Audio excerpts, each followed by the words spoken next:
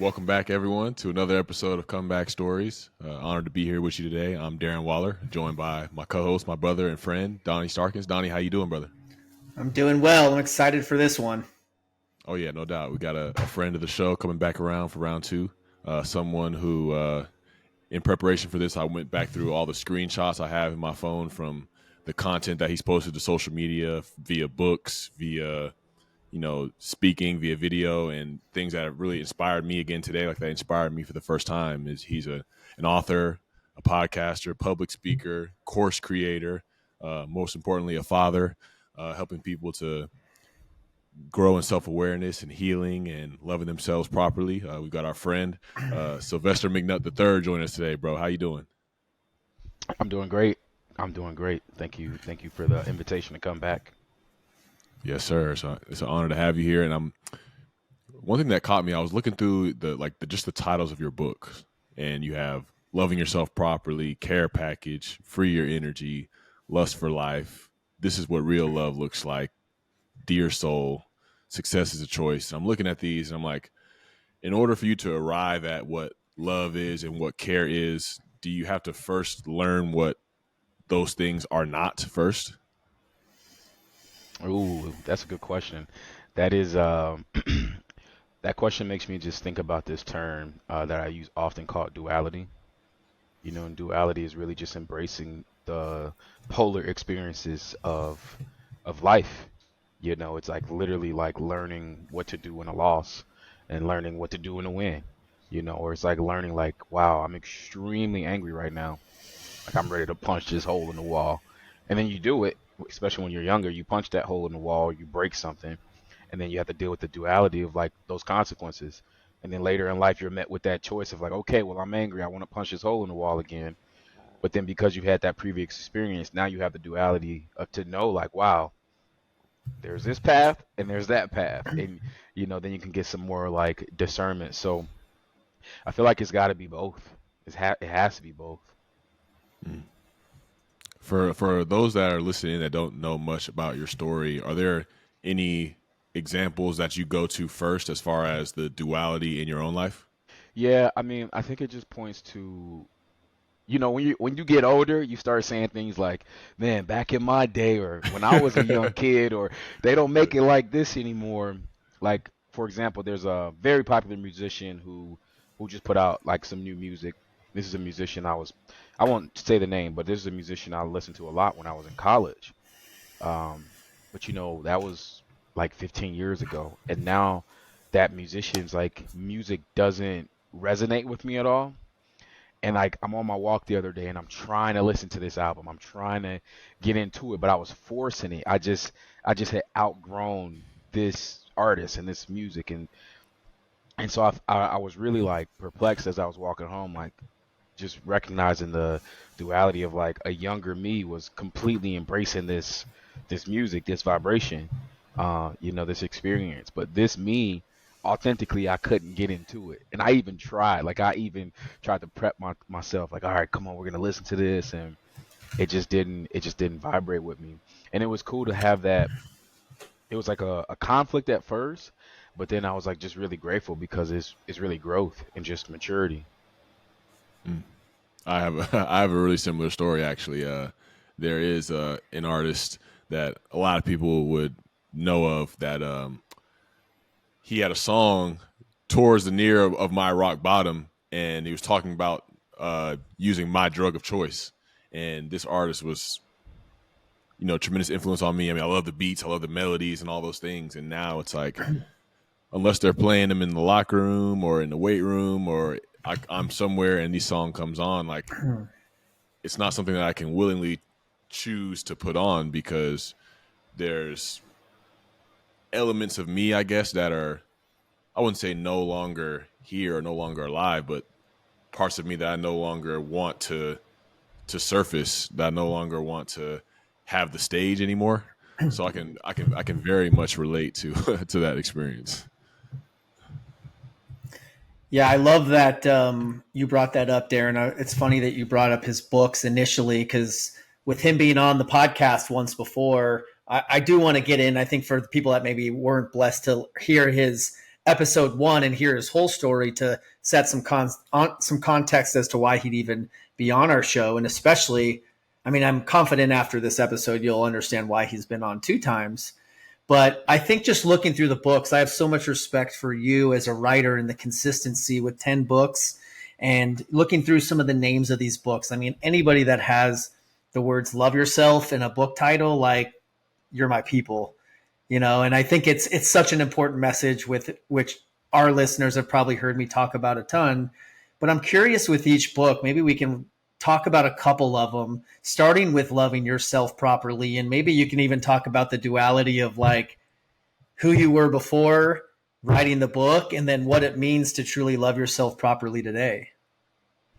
Yeah, I think any journey of any massive creative project is going to change the person that is creating it. And so, specifically with loving yourself properly, when I wrote that book, I was in a great place. I had a great training regimen. My sleep was dialed in. My nutrition was great. My hydration was great. My relationships were great. Everything was going really good. For context, I wrote it from 2018 to about 2019. So right before COVID came and changed the entire world. And at the time, I wanted to become a dad. Like I wanted to become a father. And one of the things that I told myself and my partner was like, hey, we need to create the best vessel possible for our kid. And that's like it's 3 vessels. It's the vessel of me, it's the vessel of her, and it's the vessel of who we are and what we are together. And she bought in and she was on board, and so she was doing her yoga and going to the gym and lifting and taking her vitamins and hanging around women who are good influences on her, and we're spending quality time together. And so we really created this like just beautiful landscape that existed within inside of each other, individually and collectively. And I can truly say that, like writing that book, it was interesting because it was like when you're writing about, self-love on the internet is very shallow, and I think that's because the conversation is a nuanced conversation that requires some color, and it requires some like imagination. So things you'll say on the internet maybe just be like, oh, love yourself, take care of yourself, more or less those simple reminders. But when you're writing a book, you want to go a little bit deeper, well, a lot of bit deeper, and like you really want to get into the things. And so I feel like when it comes to loving yourself properly and really taking care of yourself, there's a few ways to approach it. I think you can approach it from a mindset place. That's where I like to go to first, because the mind to me is the navigation, is the conductor. He's the person. The mind is the person that's guiding the actions that you take. And then your actions are going to create certain emotions, certain reactions, certain perspectives. But to me, it all starts in the mind. So like at that time period, for me, my mindset was I need to be the healthiest I can be in all pillars of my life. Now, it wasn't a like pursuit of perfection. It was just a pursuit of making sure that I'm investing in each pillar and knowing that those investments will give me a life full of love. Now I guess I have the ability to look back in time now, about 5 or 6 years ago when I started writing that, and to see that it worked, because now when I look at my son, he's full of joy. He can express himself. He has hella boundaries. He doesn't let people mess with him, like in any type of negative way. And he loves life. He's like just enjoys his life. And that honestly, it inspires me just to get those reminders like, man, just have fun, enjoy life. Because before I was such a serious person because I had so many things to do. And I feel like there's this like just beautiful journey that started with self-love and taking care of myself that I feel like is affecting me, but with a different consequence because I'm seeing it coming from my son. What would you say is the biggest thing that you see? I have my own inspiration around that theme of loving yourself, but what do you see as the common theme in humanity or in other people as to why they don't love themselves properly? It's the emotion of shame. It's definitely the emotion of shame, which I believe can come from a lot of different roots. Oftentimes, it comes from the family system first and foremost. And then I would say that it can be reinforced through the mass media, through marketing, through commercials, through these campaigns that we don't even recognize or know that we're consciously being targeted in. Things that are telling us that we're inadequate or we're not good enough or we don't look like this person or we don't have enough money or it just creates, and again, it's playing on the emotion of shame. And the consequence of shame is you feel smaller, you feel inadequate, you feel defective, you feel unworthy. I remember when I first, in high school, I was one of those guys. Well, not just in high school, my whole life, I've always been the guy in my mind. I'm like, I'll go after the pretty girl, the girl that I think is pretty.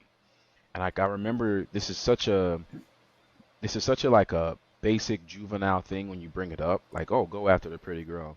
But a lot of guys won't do that. And a lot of guys won't do it because they're ashamed. They have a shameful image of themselves. It's like, oh no, she wouldn't pay attention to me, or she wouldn't acknowledge me, or what happens if I get rejected? It's all the emotion of just being small. And so I remember going up to back in that day before people did, online dating, when you actually had to like approach girls.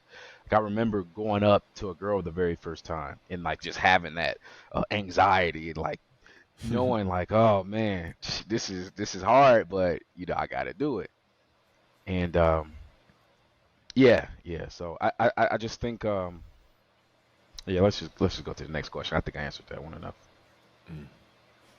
Yeah, when you talk of shame, like my mind directly goes to, I guess what I would say is the other end is the compassion aspect of things. Something that I've always struggled with. I feel like nowadays I can have like spurts of self compassion, and it be a practice and it be regimented, but it always seems to kind of slip away. Like, what do you say are the most common like hurdles to people being able to have compassion for themselves, and what does a self-compassion practice, I guess, look like for Yeah. yourself? Yeah, I totally can understand why, someone like you would struggle with that. Just like giving your profession as well. It's like how many, not everybody's being watched, with their profession, and like for you, you're being graded. Essentially, like literally every step that you take is being graded. So I could stand that. But that's really what it comes from. It's like the lack of self-compassion is often a reinforced habit that we learned in our family system where we're being watched or where we're being graded, where we're being like micromanaged. Like for example, that kid who get B's and C's, which are passing grades, and then they come home and their parents are like, "No, you need A's. This is terrible." It's just that reinforcement of not good enough, which creates the shame. Mm. So as far as what we can do, really we need to, and this is not easy to do, it takes time, but we need to unlearn some of the mindsets that we've learned. If we've learned the mindset that everything needs to be graded and everything needs to be judged, we'll never really be able to come into harmony with our emotions, because the baseline of our logic and the baseline of our thinking is everything I do needs to be judged, everything I do needs to be graded. And or we also need to practice indifference. Indifference is the art of, I don't want to necessarily say not caring, but being able to use not caring as a tool, right? It's not to be disengaged from the things that we care about or the things that we value, but it's to be indifferent and just to not care as much emotionally, especially if you're a person that, if the feedback to you is, well, this wasn't good enough, or this sucks, or this is weak, and then if you just instantly shut down, you instantly get in shame, then you have to learn some indifference. And you also have to learn, the word closure. Like I'm a strong believer that if I try my best at something, like how long am I going to allow myself to beat myself up? A very, very simple situation. You're learning how to make pancakes. I mean, when you first do it, it's so hard to time it right. You flip it, you miss it, right? But then as you age, you learn, okay, I need medium heat. I got to put the butter in the pan. I'll wait till those bubbles come up and get under there, make sure it's all good, and then I can flip it perfectly. Right? And we got to understand that like everything in life is like pancakes. It really, really is. It's a process. You got to learn the science of it. And it starts within. Great question. I feel like with that question, something that I want you to talk and elaborate as much as you want to on is boundaries, because I think they're such an essential part of our self-care, our self-love game, that setting proper boundaries. And I know you have an online course and you dive super deep into this, but how does that play into effect with everything? Yeah, boundaries. Everybody needs them to different degrees and different pillars. I mean, the one that's most prevalent right now in my life, I would say, is a boundary that, like, one of the boundary that I'm struggling with is I have a lot of work to do since I'm in the process of finishing my next book. Like, literally have like a week or two left to turn it back into my editor. And so I'm catching myself giving more energy, giving more time, um, going past my boundaries, and then it's causing me to stay up later at night, and then I'm groggy and tired the next day, and there's just like these negative consequences that I'm experiencing. And the thing is I'm aware of it. It's not that I'm unaware of it. I'm aware of this problem that I'm creating for myself, but then I'm justifying it because I'm saying, well, I have a big project due, I have a big deadline due, so it makes sense. Like, I'm, again, that duality. Like, I'm justifying why I'm violating my own boundaries, right? And so I had a talk with myself this weekend, and one of the things in yoga, there's this phrase. It's one of the yamas. It's uh, Brahmachari, and it's about is the right use of your energy. um, and that term refers to, it could be sexual, it could be food, it could be so many different ways we use our energy. And so I had a talk with myself this weekend, and I said, hey, I need to make sure I use my energy the right way. And so for that was my intention for the week. And so what I did, if anyone who has boundaries, I'm kind of explaining the framework now. So you recognize the problem, like you recognize the consequences of you not having boundaries, right? Because recognition is step one. And then step two, you have to have some type of new commitment. And so my new commitment came this weekend where I said, okay, this week I'm going to make sure I have the right use of my energy. And so, for example, when you're writing, it's very easy to, be working on your book, like, and then all of a sudden you're like looking at Halloween decorations, or you're like ordering a cup of coffee, or you're like just doing something that has nothing to do with what you need to be doing. And so what I determined was I'm going to do 3 blocks. So today, for example, I had 3 blocks, like literally 3 scheduling blocks. And these scheduling blocks represented the boundaries, the energy boundaries, the focus boundary for me to write. So literally it would just be 90 minutes, phone was off, boom, I'm doing what I need to do, disengage, take a 30-minute break, go for a walk, drink water, hydrate, just do whatever. And so that recommitment to my boundaries, as far as today, I'm completely set up. And I'm set up to thrive. And then tonight I have one more session. It's going to be 90 minutes. I'm going to give myself to it, and then I'll get back to my family and go to sleep on time and complete that throughout this week. And so my theory is that if I stick to my boundaries, if I integrate these boundaries this week, this work related boundary, not only will I get my work done, but I won't be burnt out. I'm gonna enjoy it. I'm gonna have fun with it, and I'm gonna get to enjoy the rest of my life. So that's like a real world present example of the boundaries framework that I teach, that I'm using myself with the work. Darren, I got to say, man, I'm loving how you've really made yourself at home in the big city. I'm curious, how are you getting around? You a subway guy, cab, Uber? I'm glad you asked, Donnie. Man, I got the honor to partner with All American Ford over in New Jersey. They've been taking really good care of me since I got out here, and that's what I love most about them. Man, they treat me like I'm family, not just a customer trying to get a deal or just a statistic. They give me great service. You could tell they got a commitment to quality. The innovation is unmatched, and just so if anybody's like me trying to get around in New Jersey, don't know where to go, I'm telling you, go check out All American Ford here in Jersey. They're going to take real good care of you. When we come back, you'll hear more of this inspiring comeback story.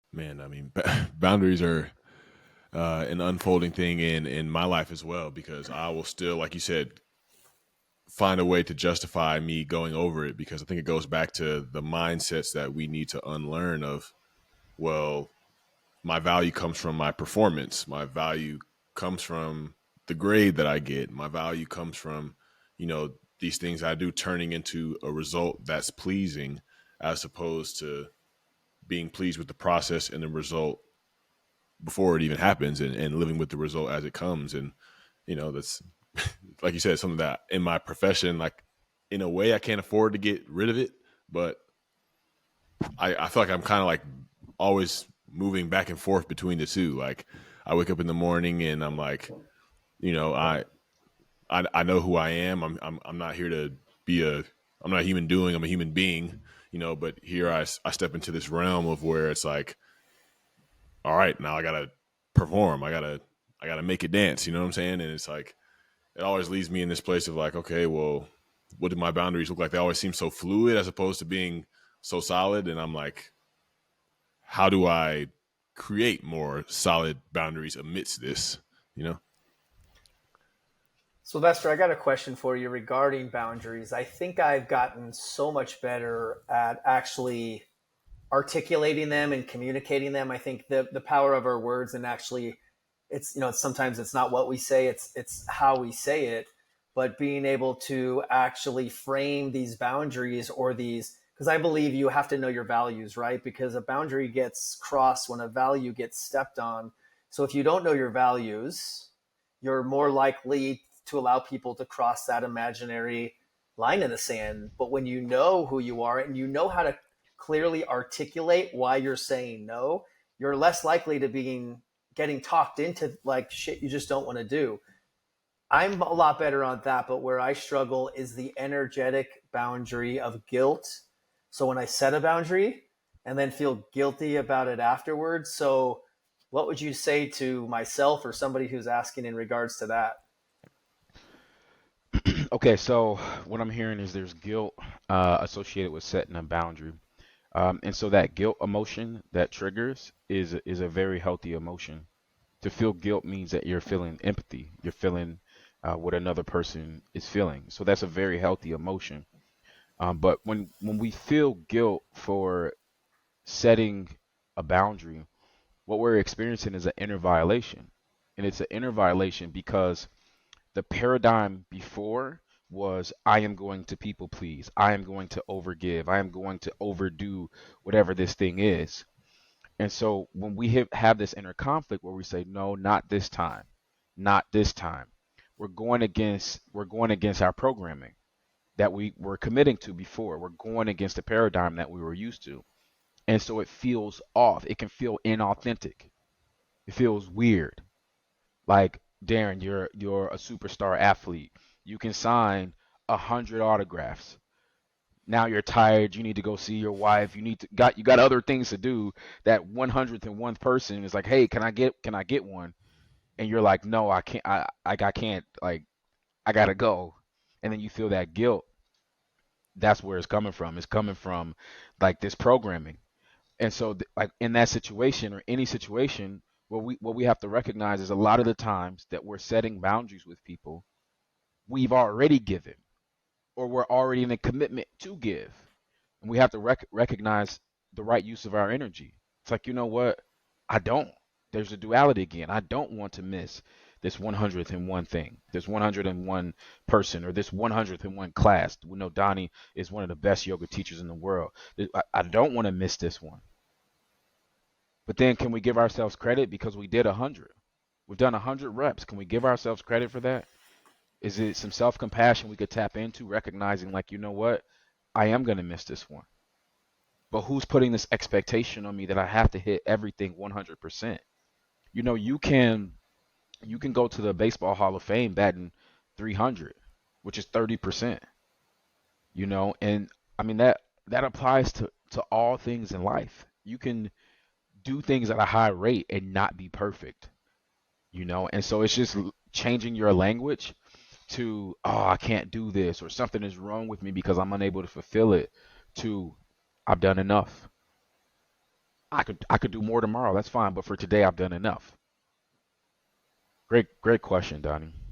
Yeah, I think it's like a lot of, I've heard Sylvester, you just talk about it, or maybe you didn't say it exactly, but perfection versus intention, which I think they're like so completely different energies, right? Because perfection isn't perfection isn't real. It's not attainable. And if we have any remnants of any type of not enough story, which in my experience, myself and almost every human on this earth has some form of that, then the chasing perfection never happens, which validates the not enough story.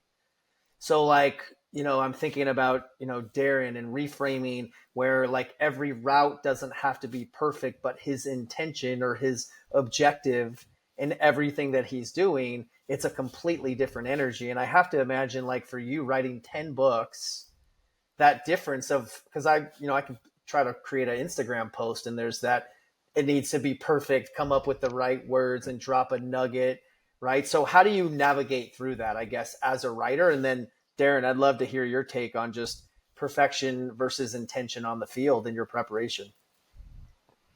Yeah, there's a time and place for perfection. I like to compartmentalize it. I like to look at it as a tool. If I'm going to lean into perfection, to me that just means I'm trying to do something right. And that there oftentimes is a form component of like doing something right. Donnie, you know this as a yoga teacher. People will be in class and they'll ask you all the time, like, "Hey, how's my form? How's this?" And there's two things that you're looking at. It's like, well, the yoga itself is not about achieving a particular form, and you want to make sure that the person is doing something that is anatomically safe for their experience. And so you're holding that duality of like, okay, you don't have to look a particular way, but if there's a particular alignment of a foot, an ankle, a dorsiflexion, a bending, or whatever it may be, we can achieve perfection like inside of that tool. It's like, you know what? That is the perfect warrior two for you. You're balanced, you're pushing through both feet, but it doesn't have to be perfect. It's just perfect for that person, if that makes sense. And so there's like this compartmental I can never say that part of it right. Compartmentalization that we have to do to understand, like, you know what, perfection is a tool. Like if they're like, okay, Darren, we need you to hit this over route. Yeah, there is a certain amount of depth you have to get to yardage. You do have to get there in a certain amount of seconds to be like available for your quarterback. If my book I'm writing, it does need to be per my contract 70,000 words. I can't give them 60 and be like, "Oh yeah, it's good enough." No. Like there is certain expectations with things, and there are times where we can achieve or look for and even expect from ourselves said perfection, but we have to do it and we have to make sure we're using the right use of our energy to make sure that we're not doing it to the detriment of our journey, because it's a tool, right? So it has to be an assistant to our journey. As far as on the field, as far as perfection versus intention, I would say there's a lot of ways where coaches or tradition or whatever may tell you that there's a certain way that something should be done, and you need to, you know, adhere to this way of running this route to 12 yards and just breaking in. But I feel like with intention for me that I take into whatever my craft may be on a certain play is whatever is being asked of me to do, like I'm putting some of my own flavor on it. I'm putting some of who I am into it, because Travis Kelce may run something this way. Daniel Bellinger on my team may run it a certain way, but the way that I'm going to run it, the way that I'm going to get open, I'm not placing myself in this box to where as the way somebody tells me to do something is how I have to do it, because I feel like that in a way is already like, okay, my goal is to please this person who's handed this down to me, as opposed to the relationship I can form with my quarterback, the relationship I can form with my body and how I do these things, to whereas I don't have to go out there and think. When I'm trying to be perfect, I'm out there thinking. I'm out there measuring. I'm out there worrying about, oh man, well, if this doesn't go perfect, what is such and such going to think? What is this going to look like on ESPN or on Instagram Reel? Somebody making fun of me or talking crazy about me. But whereas intention is like, I'm going to do this a certain way because this is what I feel. This is what my intuition is telling me to do. And I can live with the result of me trusting myself at the end of the day. Yeah, you didn't get there overnight to get to that place. I know I've talked about this about you, but just the consistency. And for both of you, I mean, I'll jump back to Sylvester with 10 books and I think about like the level of discipline and consistency that has to take. Drumming up a few paragraphs sometimes in a blog for me can be challenging. So I just have so much respect, but I'm curious. So it's been 10 books. What do you think, like, what's the difference between, I guess, how have you grown as a writer from book one to book 10? Yeah, well, I know what I'm doing now. I didn't know what I was doing at first. I know when we're young, we have all the confidence, and all the bravado, and we think we know what we're doing. But at least with my profession, it's one of those things that it's like you actually get better as you get older, as you get feedback, as you get criticism, as you learn and practice.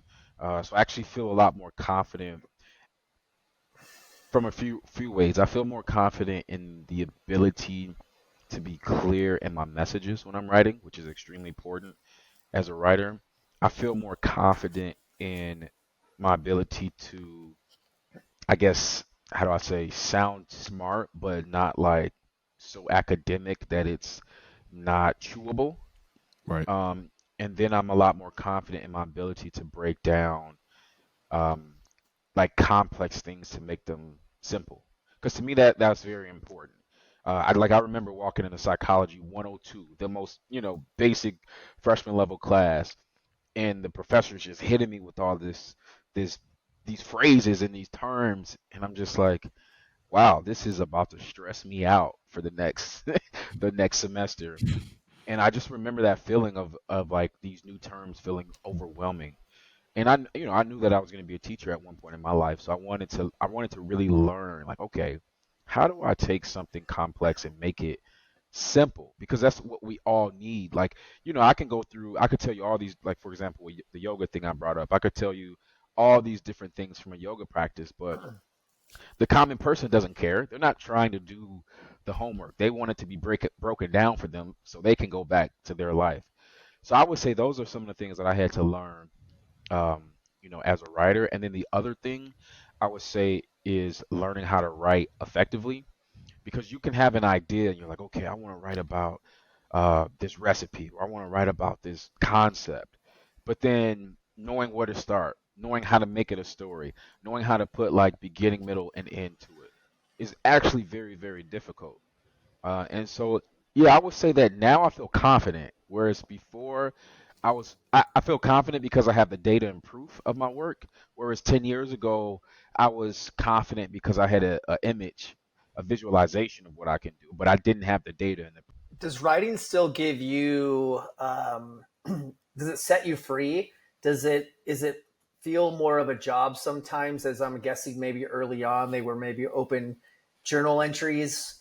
So like one of your books is called Free Your Energy. So I'm curious, how has writing maybe from day one up until now, like how does it free your energy? How does it set you free? I'm gonna just speak from my own journey. Does it set you free? Does it feel like a job? That's interesting.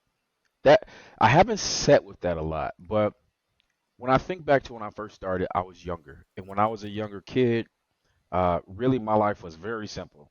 I played football, I played basketball, I watched cartoons, I hung out with my friends, and I was just a artist and an athlete. That's essentially every day was the same. I wasn't making any money from any of those things. That's just what I love to do.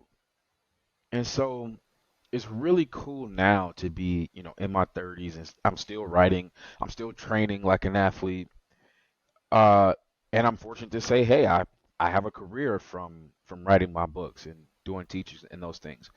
So there's like a duality there, because yeah, it does feel like a job, because there's sometimes I don't want to do it, but I don't have a choice. Like, you know what? You have to, like, you signed up for this. This is your skill. This is your talent. You signed up for this, so you got to get up and find a way. But then there are some days where there is that just pure joy, where it's like, man, I get to write today. It's both. I'm not gonna sit here and lie to you and just say, "Oh yeah, I live the dream every day." I do, but there's times I don't want to do it. There's times I'm stressed out. There's time it bothers me. Like I said, I have a deadline in 10 days, and it's been hard for me to drop in the way that I wanted to, because I have a kid now. This is something I never experienced, writing a book when you have a kid. It's really easy when you don't, because You control all your time and all your energy. So much of writing is energetic. And when you have a kid that's like, hey, come play with me, come do this, go make me some food, I'm tired, I'm going to throw a tantrum now. Then it's like, okay, now this is a whole different beast. So I'm Right. still learning it now with being the dad. Mm. As a creator, myself, somebody that wants to, use my words to impact other people, how do you deal with, like, is there a clash between um, allowing creativity and words to flow to you and flow through you without forcing, while also dealing with a deadline? Like, what comes up with that as you deal with the both of those? I think deadlines are great. Deadlines are great for the psychological benefit that they give us. There's this, what is it called? Parkinson's law. And Parkinson's law is just this theory that states however much time you have for something, you'll use up the entire time, right? And so we go back to college and they're like, they give you the syllabus and the professor is like, hey, so this paper right here that it's August something and it's due in November. Does anyone do that paper that's due in November in August when you get the syllabus? No, you don't do it. It's due, say November 11th. You probably start work on that paper November 9th. And then you spend Thanks. 2 days, you cram, you get to your study tables, you go to your girlfriend's house, you're up till 2, you go to the library, you turn that paper in. So why is that though? Is it because you're lazy? Is it because you're a procrastinator? Because you had half the year to get ready for it. It's just Parkinson's law. It's however much time you're given to do something, you'll find a way. That same paper, if the professor said, hey, this is due October 1st, you probably would start it sooner and you probably would have it done. Right? So I like to use that with writing. I like to give myself deadlines. Like I like to say, hey, for example, in the example I gave earlier, I say, hey, I'm going to write for 90 minutes. So that lets me know that writing for 90 minutes, like I'm flowing, I'm dropping in. Whatever happens in the 90 minutes is what happens. My editor, or excuse me, my publisher gave me a deadline. Hey, you need to have this book in on this date. So now I know, okay, like I'm not taking these other meetings. I'm not taking these other calls. I'm not wasting my time because contractually I have this date that I have to hit. But then there's also, but this is the book writing process. There's also the daily journaling that I do that nobody ever sees. That's just me writing to me. That is all about the free form, flowing, energetic, in the moment. I can go slow, I can go fast. It can be ugly. Like I can have typos. I can be completely free form in there. So there's still that space as well. Mm. You've been talking a lot of yoga since last time we had you on the episode. I don't, maybe yoga came up, but you're breaking it down a lot more. And I don't think we threw it in your intro that you're also a certified yoga teacher now. So how's that journey going? Just what are you learning through? Just what did you learn through the teacher training process and through the practice? And how has Yeah. it changed your life? Because as we know, it's certainly changed mine. Yeah, so really cool nugget to drop. I actually took my yoga certification where Donnie trains and teaches and it has been there.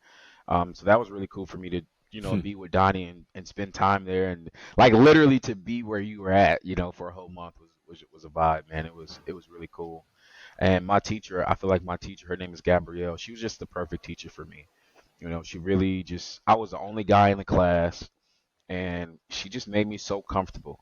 She made me so comfortable, and I'm coming from this background of being an author, being an athlete, so I was feeling like a little what is it called, imposter syndrome, because I'm in class with like 14 women. They're doing splits and they're just doing all this yoga stuff. And I do yoga, but it was just different. And she's like, "Oh no, don't worry. Yoga's for everybody. You deserve to be here." It was such a like empowering, experience.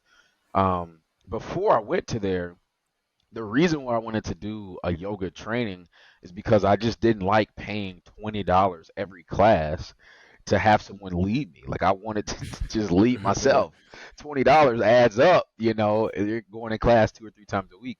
So that was like really my own reason. Like I just wanted to deepen, my practice and getting like the education, getting the knowledge and just, getting immersed in it was really really good for my journey. It brought me a lot of inner peace. And now I don't teach. I actually do not teach. I did not do the certification with the idea of like becoming a public teacher. It really truly was for my own journey and my own advancement. And I do yoga every day. Every single day, I do some aspect of yoga, whether it's just some stretching, whether it is meditation, whether it's some type of working on myself or just trying to, make myself the best version of me that I can be. I try to do yoga every day. How would you say yoga has made you a better dad and partner? Oh, patience, easily patience. I am not a patient person.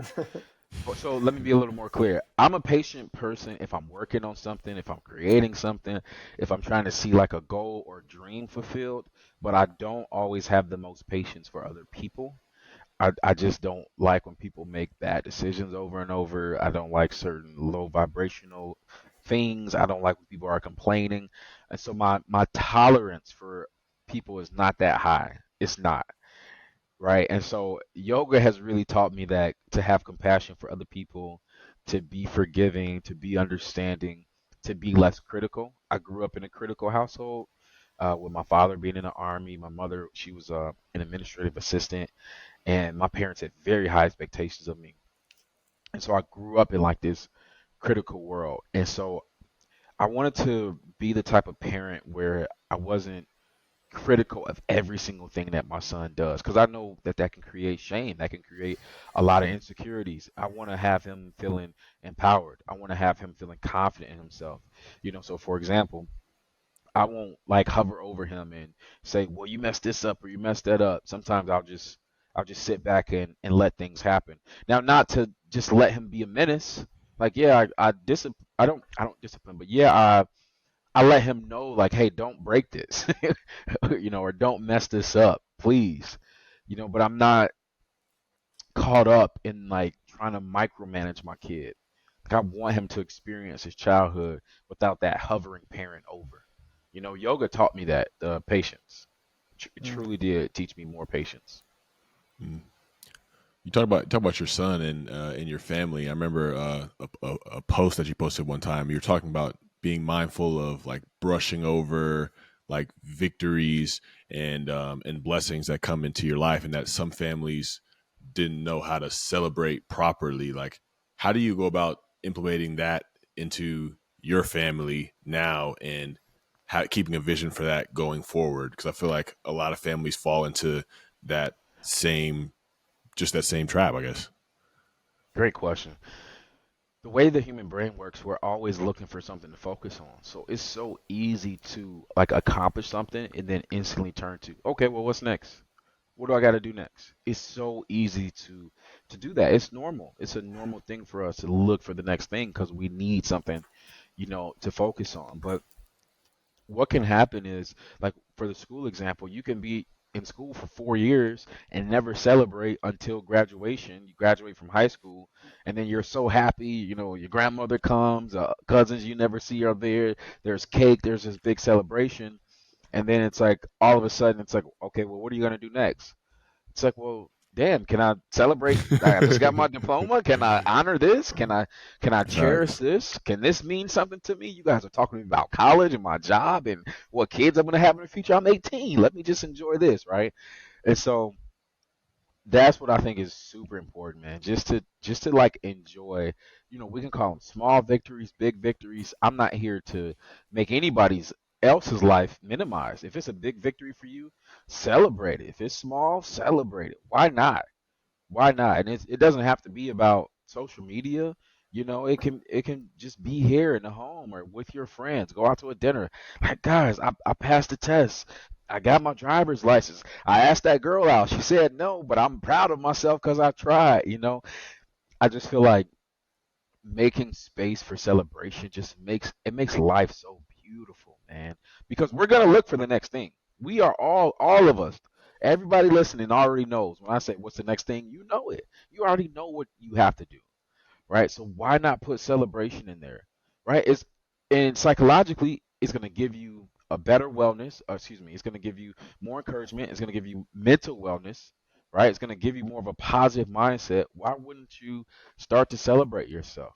Also, allowing yourself to be celebrated, because a lot of us will reject it. Other people will call us, Mhm. hey man, good job, or I'm proud of you. And then we have this shame. So we're like, oh, no, no, no, let me reject that. Like, or let me, no, I need to do some other things before I can get your celebration and praise. That's not true. Love is love. Let the love in.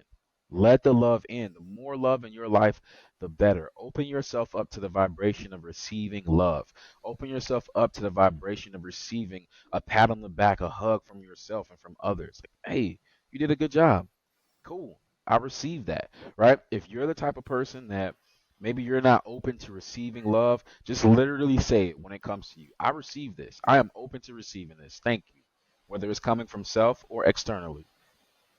Man, we've got to talk about, well, the practice of acknowledgement. I think a lot of this ties into acknowledgement, stopping and taking a moment to acknowledge if you've done good work or stopping and smelling the roses.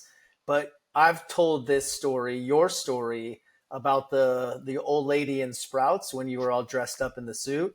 So maybe you can share that for those that didn't hear your episode one, because I share this all the time and the importance of receiving acknowledgement.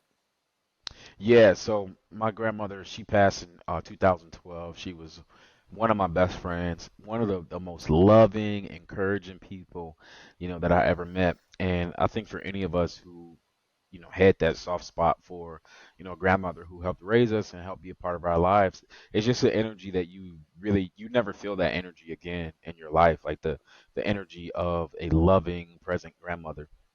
And so I was in LA. I was doing some work. Had just flew back to Arizona where I live, and I would walk to Sprouts, my grocery store. I would walk there pretty much every day. I would walk there, and I had just got off the plane.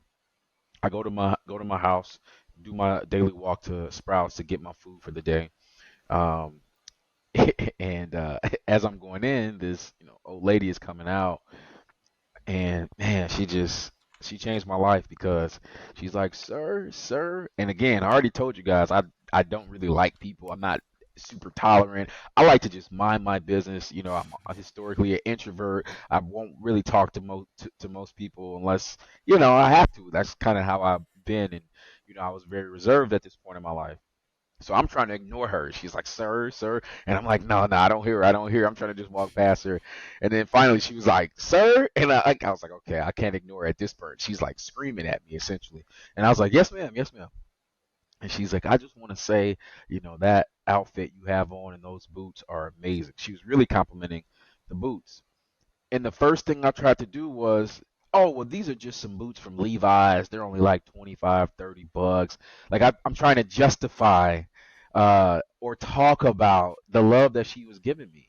And she just looked at me and she was like, "Shut up. I didn't ask you any of that. I'm giving you a compliment. Receive it. I'm giving you love. Receive it. I'm giving you acknowledgement. Receive it." And there was just this moment where I just felt the rush of my grandmother's energy just take me over. It's like she had passed at this point. So I'm like, I just felt her energy. I'm like, man.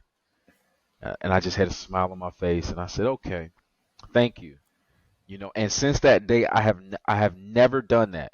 If someone's like, "Hey, I like you." I'm like, "Hey, thanks. Yeah, you did something good for me." Okay, thanks. I appreciate that. I received that. I acknowledge it now. Whereas previously, I was taught to be humble, to reject it, to push it aside, to play it off, to be nonchalant, to act like, "Oh, it's no big deal. This is what I do." Now I receive it. And I say those words. "No, I receive this. Thank you. I'm open to this. Thank you." And I do it when it's simple things now. Simple things. People will text me and I'll say, "Hey, thank you." I'll say, "Thank you for this," genuinely. And I feel like what this does for us is it puts us in an emotion of gratitude, right? One of the most studied emotions that we experience is gratitude. And choosing that grateful reaction, stopping and just saying, "I receive this." 10x your life right there.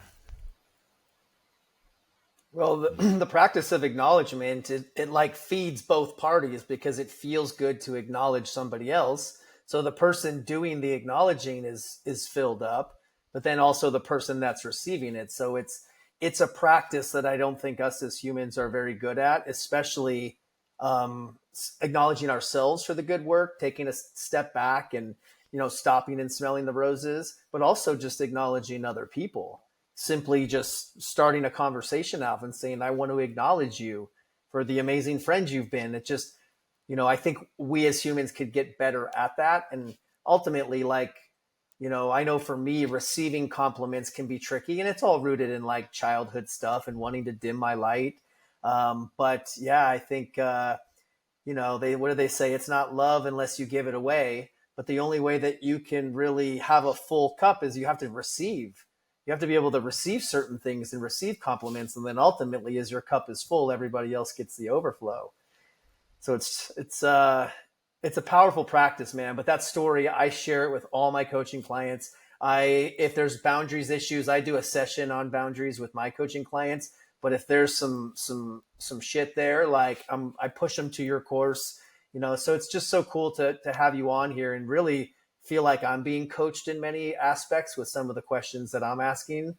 So it's just cool to have you on the show for round 2, to have you in my life and consider you a friend, and to be out here in San Diego with you. And it's been some special moments, man. So thank you. Thank you, sir. Yes, sir, man. I want to say thank you as well. For both the times you come on the show, for the time that I've been able to sit down with you face to face. Just for all that you've overcome, the energy and everything that you put out into the world. It's impacted me. It's impacting a lot of people, and it's impacting people that are listening right now. And just grateful for another opportunity to get to sit with you, man. Thank you, sir. Thank you. Yes, sir. Appreciate you all joining us for another episode. Comeback Stories. Check us out wherever you get your podcast. Check us out on the Inflection Network on YouTube as well. Love you all, and we'll see y'all next week.